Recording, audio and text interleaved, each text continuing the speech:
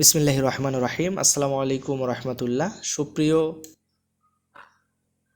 অষ্টম শ্রেণীর শিক্ষার্থীরা, আজকে আমরা আলোচনা করব তোমাদের গণিতের তৃতীয় অধ্যায় পরিমাপ অধ্যায়ের অনুশীলনী 3-এর 1 থেকে 7 পর্যন্ত প্রশ্নগুলো সমাধান করব ইনশাআল্লাহ।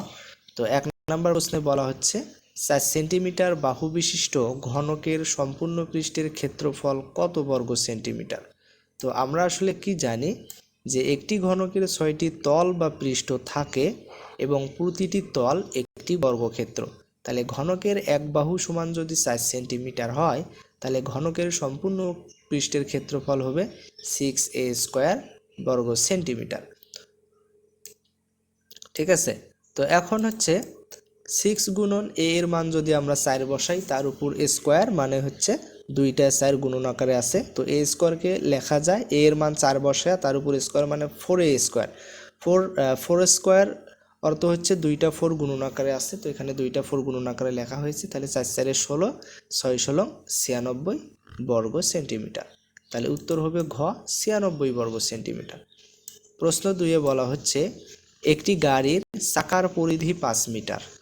1 কিলোমিটার 500 মিটার পথ যেতে চাকাটি কতবার ঘুরবে। এখানে আমাদেরকে 4টা অপশন দেওয়া আছে। তো দেখেন, চাকাটি একবার ঘুরলে তার পরিধির সমান পথ অতিক্রম করবে। এখানে চাকার পরিধি আমরা দেখলাম যে আসলে 5 মিটার, আর মোট পথ হচ্ছে 1 কিলোমিটার 500 মিটার। তো যেহেতু পরিধি মিটারে আছে, তাই আমরা পুরো পথকে মিটারে নিয়ে যাব। তো আমরা জানি 1 কিলোমিটার সমান হচ্ছে 1000 মিটার। তাহলে মোট পথ কত হবে? 1000 মিটার যোগ 500 মিটার ইকুয়াল হচ্ছে 1500 মিটার। তাহলে চাকাটি ঘুরবে, মোট পথকে পরিধি দ্বারা ভাগ করতে হবে। তাহলে মোট পথ হচ্ছে 1500, পরিধি হচ্ছে 5। 1500কে 5 দ্বারা ভাগ করলে হবে 300 বার। সঠিক উত্তর হবে গ 300 বার। 3 নম্বর যে প্রশ্ন, এখানে বলা হচ্ছে একটি পুকুরের দৈর্ঘ্য 60 মিটার, প্রস্থ 40 মিটার। পুকুরের পাড়ের বিস্তার 3 মিটার হলে পাড়ের ক্ষেত্রফল নির্ণয় করো। তো দেখেন, প্রথমে আমাদের পুকুরের ভেতরের ক্ষেত্রফল বের করতে হবে। তাহলে পুকুরের ক্ষেত্রফল সমান আমরা লিখতে পারি দৈর্ঘ্য গুণন প্রস্থ বর্গ মিটার। দৈর্ঘ্য 60 মিটার, প্রস্থ 40 মিটার। তাহলে আমরা গুণ করলে পাবো 4 6 24, দুইটা শূন্য বসে দিলে 2400 বর্গ মিটার। এখন পাড়সহ পুকুরের দৈর্ঘ্য কত হবে? পাড়সহ পুকুরের দৈর্ঘ্য হবে 60 যোগ, যেহেতু দুই পাশের দৈর্ঘ্যই আমাদের নিতে হবে, তাহলে 3 গুণন 2, 3 দুগুণ 6, 60-এর সাথে 6 যোগ করলে 66 মিটার, যেহেতু দুই পাশে পার থাকে। আবার পাড়সহ পুকুরের প্রস্থ, যেহেতু দুই পাশেই প্রস্থ থাকে, তাহলে 3 দুগুণ 6, তাহলে 40 আর 6-এ 46 মিটার। তাহলে পাড়সহ পুকুরের ক্ষেত্রফল কত হবে? দৈর্ঘ্য গুণন প্রস্থ, পাড়সহ পুকুরের দৈর্ঘ্য 66, পাড়সহ পুকুরের প্রস্থ 46। তাহলে আমরা গুণ করলে পাই 3036 বর্গ মিটার। এখন পাড়ের ক্ষেত্রফল কত হবে? পাড়সহ ক্ষেত্রফল থেকে পুকুরের ক্ষেত্রফল যদি আমরা বাদ দেই, তাহলে এখান থেকে বিয়োগ করলে আমরা পাই 636 বর্গ মিটার। সঠিক উত্তর হবে 636 বর্গ মিটার। প্রশ্ন 4 বলা হচ্ছে আয়তাকার একটি ক্ষেত্রের ক্ষেত্রফল 10 একর এবং তার দৈর্ঘ্য প্রস্থের 4 গুণ। ক্ষেত্রটির দৈর্ঘ্য কত মিটার? তাহলে প্রথমে আমাদের একরকে বর্গ মিটারে নিতে হবে। আমরা জানি 1 একর সমান 4046.86 বর্গ মিটার প্রায়। তাহলে 10 একর সমান কত হবে? 10 দ্বারা গুণ করলে আমরা পাবো 40,468.6 বর্গ মিটার। তাহলে আমরা ধরি প্রস্থ ক মিটার, তাহলে দৈর্ঘ্য হবে 4 ক মিটার, যেহেতু দৈর্ঘ্যটা প্রস্থের 4 গুণ। তাহলে সত্যমতে আমরা লিখতে পারবো দৈর্ঘ্য গুণন প্রস্থ ইকুয়াল, অর্থাৎ এখান থেকে আমরা পাবো হচ্ছে দৈর্ঘ্য গুণন প্রস্থ সমান 40,000, আমাদেরকে যেটা হচ্ছে ক্ষেত্রফল দেওয়া আছে আমরা সেটা 40,468.6।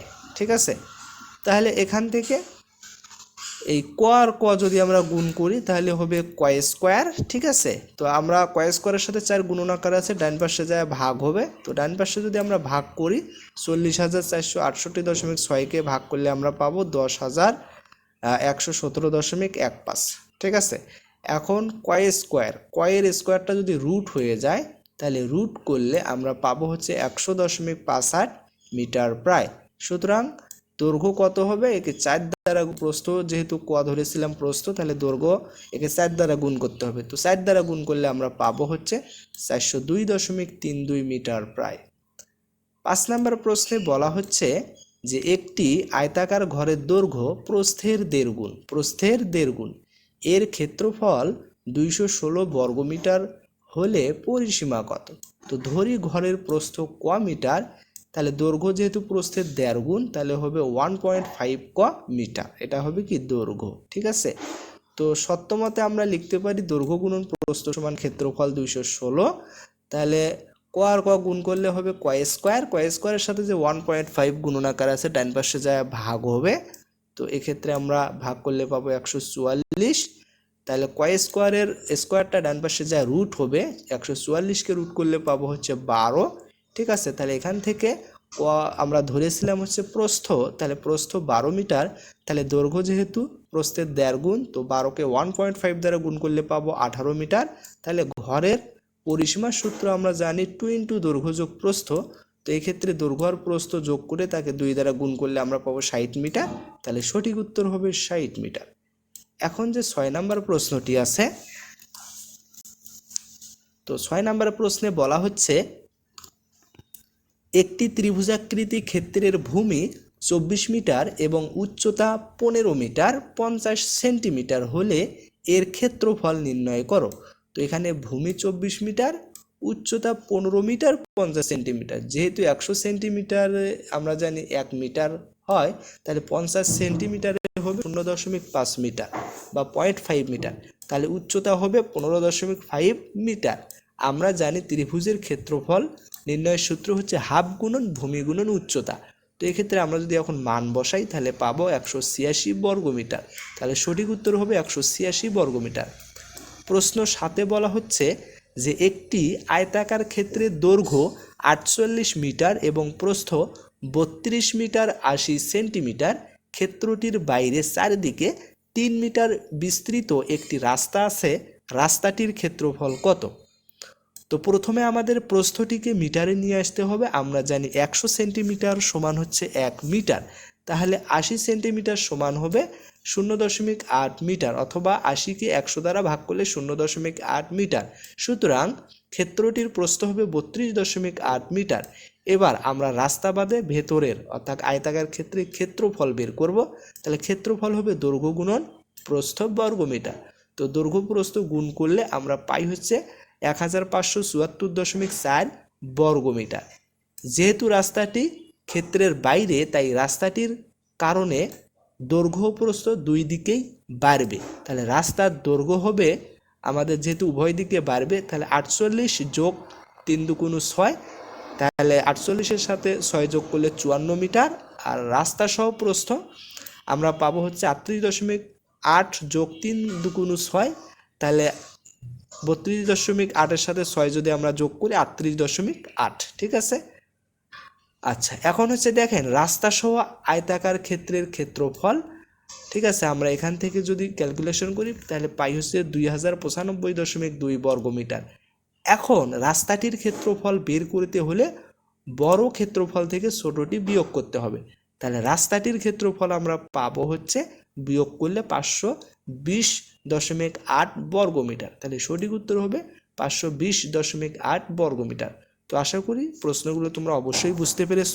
কোথাও কোনো সমস্যা হলে অবশ্যই কমেন্টে জানাইতে পারো। তো পরবর্তীতে আমরা বাকি প্রশ্নগুলোর কয়েকটি সমাধান করব ইনশাল্লাহ। সবাইকে ধন্যবাদ।